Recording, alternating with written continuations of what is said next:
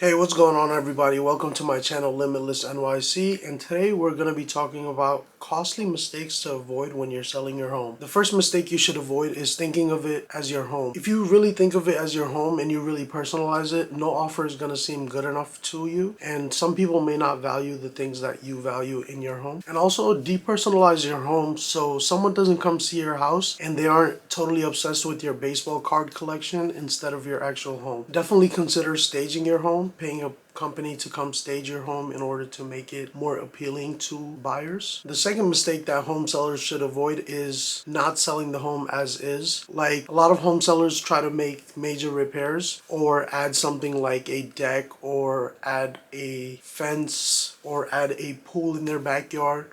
Whatever the case is, for most part, a lot of these renovations aren't going to get you more money in the sale, and most of the times they'll lose you money. A smart idea would be to consider selling your home as is, and something you can do to make sure you get the most money is maybe even do a home inspection on your home to figure out everything that's wrong. So when you do advertise the home selling as is, you can disclose it to the buyers, and once they come to the negotiating table, they really don't have much room to negotiate because you've disclosed everything already. So they can't come say, give me a $10,000 credit for this when you already told them about that thing. The third mistake that a home seller can make is by overpricing the home, especially in a market like right now when the market is super hot and it's a seller's market. Sometimes you may overprice your home too much and have it sit on the market, which actually will cause you to get a lower sales price because it sat on the market for so long. And in a seller's market like this, when buyers see that the house is sitting on the market for 6 months when everything else is selling in 30 days, it really makes your house look unattractive. Another mistake that sellers can make is setting a deadline for when they want offers. I would never set a deadline. Setting a deadline can definitely work in a lot of markets, but you need to make sure of a few things. So the only way I would set a deadline is if you know that your house is going to attract a lot of demand. And the only way you would attract a lot of demand is if your house is priced way under market and you can guarantee that you're going to get a whole bunch of people coming to see your place. In a case like that, you can start a bidding war and create a super frenzy in the market, causing you to get the best price. But that can really backfire if your house doesn't get the interest that you thought it was going to get. So I wouldn't really set a deadline unless you're going to price it in a way where it's really attractive and it's the best house on the market. That's the only way I would set a deadline. The last mistake that you need to avoid is learning how to take yes for an answer.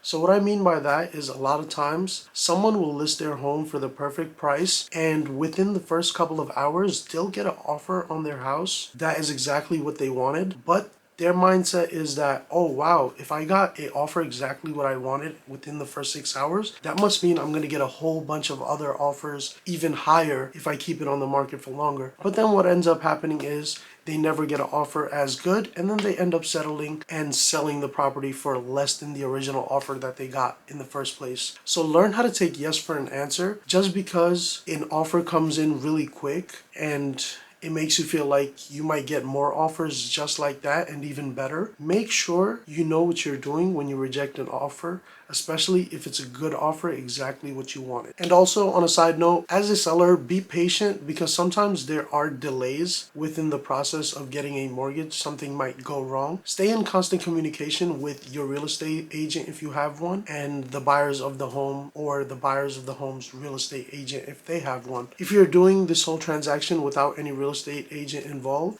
make sure you keep in touch with your lawyer and make sure there's constant communication so you're not worried about the buyers not closing. But please do be patient. Hiccups do happen in the time from the contract is signed to the time the house is actually closed. So be a little patient and work with the buyers because you don't want to start that whole process over and you don't want to deal with new buyers. If this video did bring you some value, make sure you click that like button, make sure you subscribe to my channel, and make sure you hit the notification bell so you're notified every time I post a new video. Until next time, Limitless NYC out.